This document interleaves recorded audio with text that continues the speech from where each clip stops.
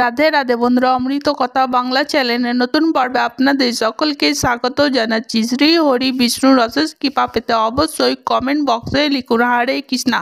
এই পর্বের বিষয় হলো 2025 সালে 1432 বঙ্গাব্দে আষাঢ় মাসের পূর্ণিমা, গুরু পূর্ণিমার পূর্ণাঙ্গ সময়সূচি। পূর্ণিমা তিথি কখন লাগবে, কখন ছাড়বে। পূর্ণিমা তিথিতে শ্রী শ্রী সত্যনারায়ণের ব্রত ও পুজো এবং গঙ্গা স্নানের বিশেষ সময়ের পাশাপাশি আমরা জানব গুরু পূর্ণিমা দিন গুরুদেবকে প্রণাম করার বিশেষ সময়। গুরু পূর্ণিমার দিন সহজ সরল ভাবে গুরুদেবকে কিভাবে পুজো করবেন, সহজ সরল পুজো বিধি ও পুজোর মন্ত্র জানবো এই ভিডিও থেকে। ভিডিওতে যাবার আগে অমৃত কথা বাংলা চ্যানেলটিকে অতি অবশ্যই সাবস্ক্রাইব করুন, লাইক করুন, কমেন্ট করুন, শেয়ার করুন, আর ধার্মিক নোটিফিকেশন ঘন্টাটি বাজিয়ে দেবেন। প্রাচীন কাল থেকে এই দেশে গুরুদেবদের সম্মানজনক স্থান দেওয়া হয়েছে। গুরুদের দেখানো পথে চললে কোনো ব্যক্তি শান্তি, আনন্দ ও মোক্ষ প্রাপ্ত করতে পারে। তাই গুরুকে শ্রদ্ধা জানাতে বৈদিক যুগ থেকে গুরু পূর্ণিমা পালিত হয়ে আসছে। গুরু বিশ্বাস অনুযায়ী এই পূর্ণিমায় গুরু পুজো অর্চনা করলে অক্ষয় আশীর্বাদ লাভ করা যায়। গুরু পূর্ণিমা হলো একটি বৈদিক প্রথা যার মধ্যে দিয়ে শিষ্য তার গুরুকে শ্রদ্ধা জ্ঞাপন করে থাকেন। আষাঢ় মাসের পূর্ণিমা তিথিতে পালিত হয় গুরু পূর্ণিমা। হিন্দু ও বৌদ্ধ ধর্মে গুরু পূর্ণিমার বিশেষত তাৎপর্য রয়েছে। হিন্দু ধর্মাবলীদের বিশ্বাস এই তিথিতেই মুনি পরাশর সত্যবতী ঘরে মহাভারতে রচিত মহর্ষি বেদব্যাসের জন্মগ্রহণ করেছিলেন। তাই এই দিন মহর্ষি বেদব্যাসের জন্ম জয়ন্তী বলা হয়ে থাকে। হিন্দু ধর্ম অনুযায়ী তিনি 4টি বেদের ব্যাখ্যা করেছেন। বেদ বিভাজনী কৃতিত্ব তাকে দেওয়া হয়েছে। 18টি পুরাণ ছাড়াও তিনি রচনা করেছেন মহাভারত ও শ্রীমদ্ ভগবদ গীতা। এই কারণে গুরু পূর্ণিমাকে ব্যাস পূর্ণিমাও বলা হয়ে থাকে। বৌদ্ধ ধর্ম মতে বোধি জ্ঞান লাভের পর আষাঢ় মাসের পূর্ণিমার দিন সারনাথের প্রথম শিষ্যদের উপদেশ দেন গৌতম বুদ্ধ। হিন্দু পুরাণ মতে ভগবান শিব বা মহাদেব হলেন আদি গুরু। সপ্তর্ষি 7 জন ঋষি হলেন তার প্রথম শিষ্য। ঋষি উত্তরী বিশিষ্ট, পুলহ, অঙ্গিরা, কুলস্থ, মরীচি এবং কীর্তি নাম নিয়ে মতভেদ রয়েছে। ভগবান শিব এই তিথিতে আদি গুরুতে রূপান্তরিত হন এবং 7 ঋষিকে মহাজ্ঞান প্রদান করেন।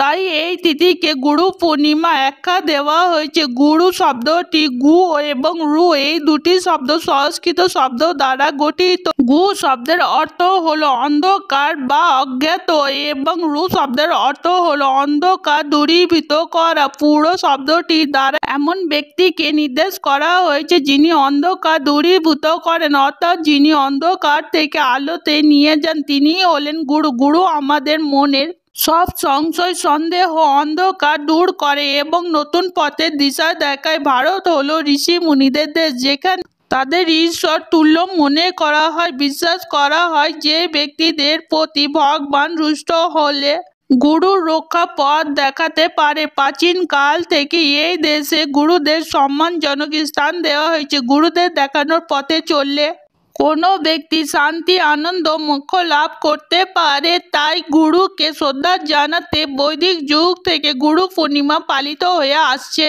ধর্মীয় বিশ্বাস অনুযায়ী এই পূর্ণিমা গুরু পূর্ণিমা পুজো অর্চনা করলে অক্ষয় আশীর্বাদ লাভ করা যায়।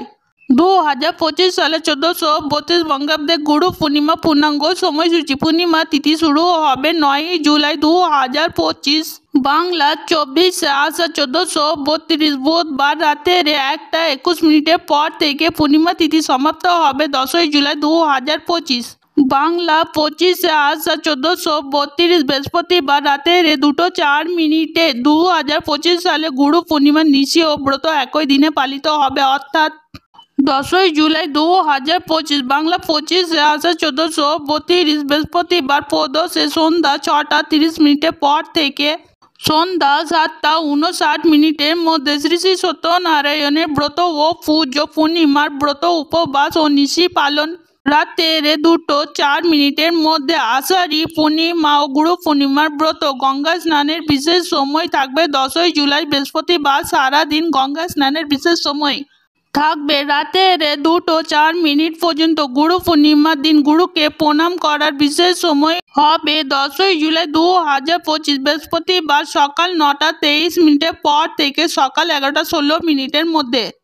গুরু পূর্ণিমার দিন গুরুদেবকে প্রণাম করার বিশেষ সময় থাকবে। এছাড়া সারা দিন আপনি গুরুকে প্রণাম করতে পারবেন। গুরু পূর্ণিমার সহজ সরল পুজো বিধি। গুরু পূর্ণিমার দিন ভোর ভোর শয্যা ত্যাগ করতে হবে। এরপর ঘর বাড়ি ভালো করে পরিষ্কার করে নেবার পর গঙ্গায় গিয়ে স্নান করতে হবে। স্নানের জলে আপনি গঙ্গার জল মিশিয়ে স্নান করতে পারেন। এরপর শুদ্ধ বস্ত্র ধারণ করতে হবে, হলুদ বা সাদা বস্ত্র ধারণ করতে হবে। প্রথমে সূর্য ভগবানকে জল অর্ঘ্য দান করতে হবে। তারপর বাড়ি ঠাকুর ঘর খুব ভালো করে পরিষ্কার করে নেবার পর ঘরের উত্তরে কিংবা পূর্ব দিকে কাঠের চৌকি পাততে হবে। চৌকির ওপরে সামান্য গঙ্গা জল ছড়িয়ে দিতে হবে এবং চাল ছড়িয়ে দিতে হবে। তারপরে চৌকির ওপরে সাদা বা হলুদ আসন পেতে দিতে হবে। আপনার গুরুদেবের ছবি কিংবা চরণ চিহ্ন প্রতিষ্ঠা করতে হবে। যদি আপনার কোনো গুরু না থাকে তাহলে ভগবান বিষ্ণু বা ভগবান শিবেরও পুজো এই দিন করতে পারেন। এরপর গুরুদেবের সামনে ফল মিষ্টি নৈবেদ্য সাজিয়ে রাখতে হবে। এছাড়া তৈরি করা ভোগও অর্পণ করতে পারেন। এরপর ধূপ প্রদীপ জ্বালিয়ে দিতে হবে। আসনে বসতে হবে। বেশি পরিমাণ সাদা চন্দন বেটে রাখতে হবে।